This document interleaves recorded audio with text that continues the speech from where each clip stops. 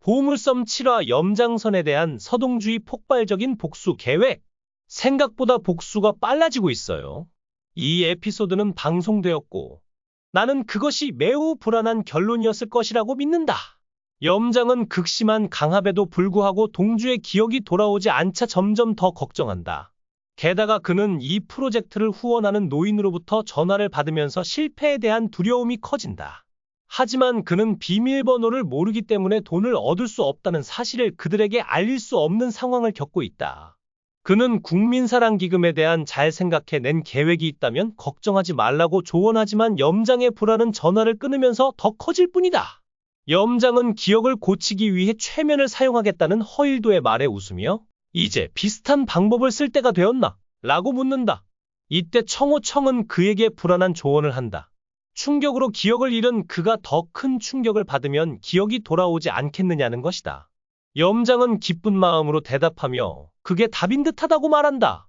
그러는 사이 장선의 목소리가 은남을 부른다. 은남과 희철은 그 이유를 확신하지 못하지만 장선이 은남을 이용해 동주의 기억을 찾아낸 듯하다. 엄청나게 잔혹했을 것이다. 강천에서 있었던 만남에서 동주에게 여동생이 있다는 사실과 서현주를 찾으려 했다는 사실이 기록되어 있었다. 거기서 우리는 모두 동주가 젊은 시절의 기억을 잃었다는 사실을 알게 되었다. 그가 은남에게 전화를 건 이유는 동주에게 연주를 찾아가서 기억을 빨리 찾으라고 권했기 때문이다. 은남은 이미 연주를 만났기 때문에 연주가 어디 있는지 알고 있었다. 하지만 장선은 은남에게 사고를 일으키라고 지시했다. 미리 경로를 계획하게 하기 위해서였다. 상황을 모르는 은남과 동주는 연주를 만나기 위해 신호등을 기쁘게 기다렸다. 연주는 차에서 내려 동주를 반갑게 맞이했다. 하지만 곧바로 끔찍한 일이 벌어지리라고는 아무도 예상하지 못했다. 그저 불길하게 느껴지는 신호등일 뿐이었다. 하지만 우울한 생각은 늘 빗나간다. 전주를 만나러 온 동주는 차에 치여 죽고 만다.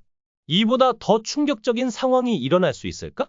그가 그토록 사랑했던 언니가 눈앞에서 비극적으로 세상을 떠난 것이다. 그리고 은남은 언니가 자신 때문에 죽었다는 사실에 큰 충격을 받았다. 이 사건은 모든 등장인물에게 영구적인 흔적을 남겼고 특히 동주와 은남에게는 평생을 두고두고 기억될 고통스러운 기억으로 남을 것이다. 서사의 결말은 관객에게 효과적이었다. 동주는 죄책감을 느끼는 듯하다. 동주에 대한 기억을 되찾기 위해 언니를 만나게 하겠다는 그의 지식은 실제로 그녀의 죽음으로 이어졌고 이는 상황을 더욱 악화시켰다. 강천은 이 질문에 대한 답을 동주에게 물었다. 젊은 시절의 기억을 지웠다고 들었는데 어떻게 되찾았어? 그 답은 아마도 연주의 죽음에서 찾을 수 있을 것이다. 그가 그 어느 때보다 모든 것을 잘 기억한다는 깨달음은 아마도 사고의 충격 때문일 것이다. 염장이 설명했듯이 그가 충격에 더 큰 충격을 더했을 때 그의 모든 기억이 되살아났다. 이번에는 접근 방식이 결과를 낳았다. 장선의 전략에 따르면 동주는 충격 때문에 기억을 기억한 것으로 보인다. 그러나 상황의 방향은 그들이 예상했던 것과 다를 것으로 보인다. 대신 서현주의 교통사고는 동주의 분노를 증폭시켰을 뿐이다. 또한 동주는 최면 치료로 인해 가지고 있던 어린 시절의 기억을 모두 한 것으로 보인다. 그는 누군가에게 총을 쏘았던 사건과 폭행을 당하고 거의 기절할 뻔했던 기억을 기억했다. 그는 또한 염장에게 가서 목숨을 구했던 일화도 기억했다. 헛되이. 그는 또한 왜 드레스를 빌렸는지 그리고 은남을 사랑했다는 사실도 알게 되었다. 이것이 그를 가장 화나게 했다. 그는 누가 자신의 아군인지 누가 적군인지 구별할 수 없었다. 그러나 이 충격은 그가 그것을 명확하게 인식하도록 만들었다. 이제 이 에피소드에서 염장과의 본격적인 갈등이 시작될 것 같다. 치열한 지성 경연이 벌어질 것이다. 예고편에서 서현주의 장례식을 볼 수 있다. 염장을 포함한 많은 사람들이 여기에 연루된다. 이 시점에서 염장을 마주친 동주의 눈은 경멸과 분노로 넘쳐나는 듯하다. 동주는 염장이 자신의 여동생을 살해한 사람이라는 사실을 알고 있는 듯하다. 허도는 동주의 사나운 시선을 알아차리고 내 기억이 돌아온 것 같아 라고 말한다. 다른 장면에서는 돈가방이 나오는데 아마도 금고가 풀렸음을 나타내는 듯하다. 물론 그들은 기억의 일부만 기억해냈다는 것을 인정한다. 만약 모든 기억이 돌아온다면 그들은 이조를 염장에게 돌려줘야 한다. 이조는 실제로 그들에게 돌아올까? 이제 그의 기억이 회복되었으니 그는 중요한 선택을 하게 된다. 동주가 이조를 돌려주는 것은 불가능하다. 게다가 나는 그가 이 자금을 사용하여 그의 유일한 자매를 살해한 자들에게 보복을 구할 것이라고 믿는다. 사실 이것이 염장이 가장 걱정하는 것이다. 그는 차강삼과 동주에게서 이조의 정체를 알게 될까 걱정한다. 또한 허일도는 이 부분에 대해 염장삼과 협상을 시도했다. 그는 무엇이 물건을 날려버리는데 더 효과적일까? 라고 물었다. 동주는 허일도에게 약간의 압력을 가하는 듯하다. 그는 출혈을 가슴에 저장하고 있는 듯하다. 동주는 허일도를 차강삼 앞에 나타나게 한다. 나는 아직도 사장이 나를 처형하는 장면을 생각하고 있다. 이 기억에 대한 오류는 언젠가 사라질까? 허일도는 이를 반박할 수 없어 상당한 광기를 보이고 있다. 이 시점에서 차강은 아마도 허일도를 의심하기 시작할 것이다. 차강삼도 동주가 헛소리를 하는 아이가 아니라는 것을 알고 있다. 예고편에서 동주는 누군가를 찾으려고 하는 것이 분명하다. 트럭 운전사가 아마 범인인 듯하다. 또한 염장이 트럭 운전사를 찾는 듯하고 청구호는 염장삼에게 트럭 운전사가 도망쳤다고 알린다. 동주는 현재 의심을 품고 있지만 구체적인 증거가 없다. 그가 트럭 운전사의 사건에 개입한다면 누가 그녀를 죽였는지 즉시 알게 될 것이다. 이 조를 다른 멤버들은 어떻게 다룰까? 차강삼과 이 문제를 논의할 수도 있을 것 같다. 내가 비밀번호를 알고 있었기 때문에 나를 죽이려 했다. 염장이 지금 권력을 휘두르는 이유는 금전적 지원이지만 나라를 사랑하는 기금은 현재 동주의 손에 있다. 즉, 염장은 개에게 납치당하는 상황을 겪고 있는 것이다. 차강과 동주는 노인들에게 접근할 계획을 세울지도 모른다. 그들은 염장과 그들 사이의 갈등을 조장하려 할 것이다. 그들은 염장삼에게 선거 자금을 마련할 자금이 부족해 라고 설명할 것이라고 생각한다. 확신이 서지 않는다면 조사해보라.